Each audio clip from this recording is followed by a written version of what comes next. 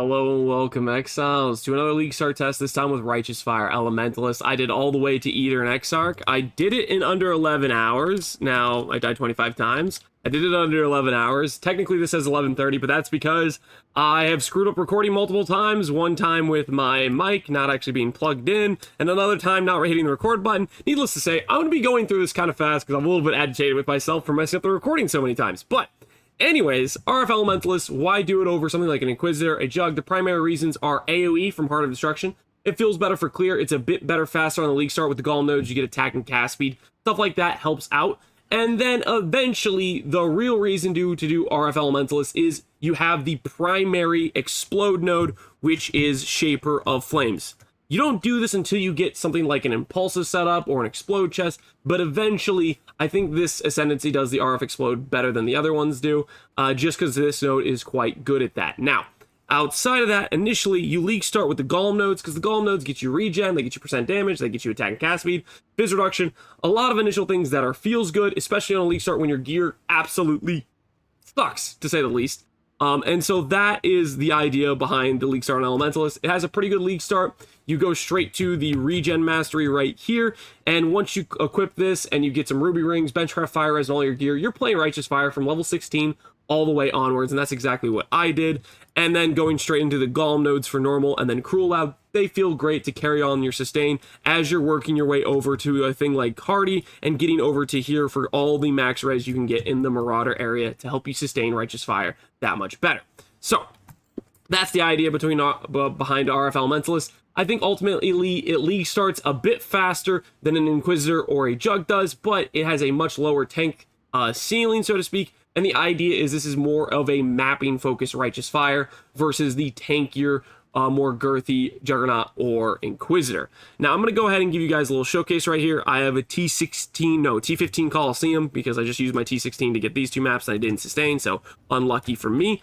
And this will give you an idea of what this looks like while mapping initially when you just have completely potato gear.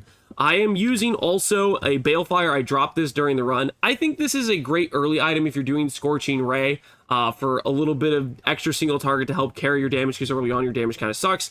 It ultimately does make my Righteous Fire worse because you do want to have a weapon here that has stats on it, and this is only giving me 40% RF damage. It does have Recover on Kill, which feels nice for mapping, but it lacks in other departments. I will also say, when referring to Balefire, you're wondering, why Scorching Ray over Firetrap? I get this question a lot. I personally prefer Scorching Ray, mainly because the MTX, the Shaper Beam, looks cool, okay? I like it aesthetically.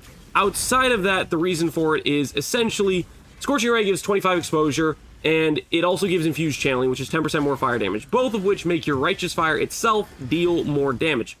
That being said, however, Firetrap gives you an Ignite. You can do Elemental Overload, Firetrap. Ultimately, your single target should end up being higher with a Firetrap plus Scorching Ray. You'll just be a bit lower in terms of mapping DPS because you won't have Infused Channeling on your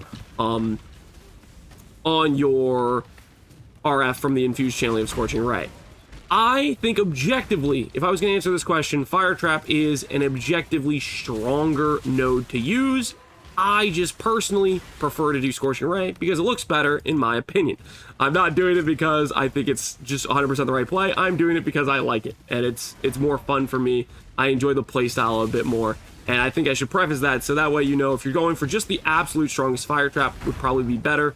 And if you're doing Firetrap, not only that also synergizes quite well with the Ignite node from Elementalist. When you start transferring over to Explode RF, it would synergize well with that as well.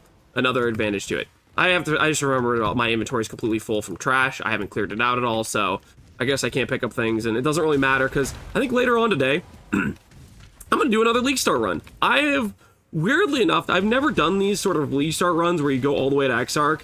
I'm not usually a big fan of Leaguestart testing or practice runs, but I guess I've never really given it a try either, because now that I'm trying it, I'm actually kind of enjoying the process of getting better at it. It's been one, I think it's been really good for me to learn and get better at PoE in general, but also two, it is weirdly satisfying to go through the basically upgrading of your character as you progress it to get better at the various content early on, and I weirdly enough have been enjoying it.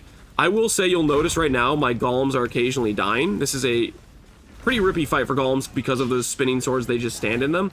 And not only that, golems are just, they're a little stupid. They don't do the smartest things, and this is one of the downsides of the golem node, which is they're not always up.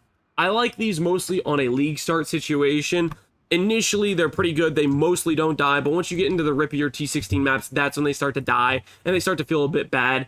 And not only that, they start to get out power scale. So I think Elementalist is one of those ascendancies where it feels pretty good early on, and it's fast, and then it starts to fall off once you're getting into the, I'm doing T16s, but around that time, on a league start, that is when I would recommend start making the transition over to an Explode Righteous Fire Elementalist, and then cruise with it, because Explode RF, very fun to play, and that is the idea behind RF Elementalist. That's why I did it. I just simply went for the regen nodes early, got RF going, and then just worked my way over through the passive tree, and eventually got my max res and started getting my fizz reduction with the termination over here.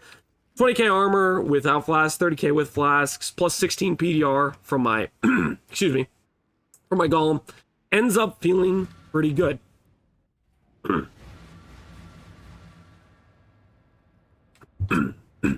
Sorry about that, my throat's like, I don't know, it was failing me. Anyways, that is the Righteous Fire Elementalist. That's the idea behind it. I'm going to do some more League Start testing. I think today I might do an Armageddon Brand Inquisitor, because I think that could be pretty strong on a League Start. We'll see if it is. I think it'll be fast. I don't know. I'm going to test it out, see how it goes. Hopefully you guys enjoyed this video. As always, thanks for watching. Take care, Exiles, and peace out.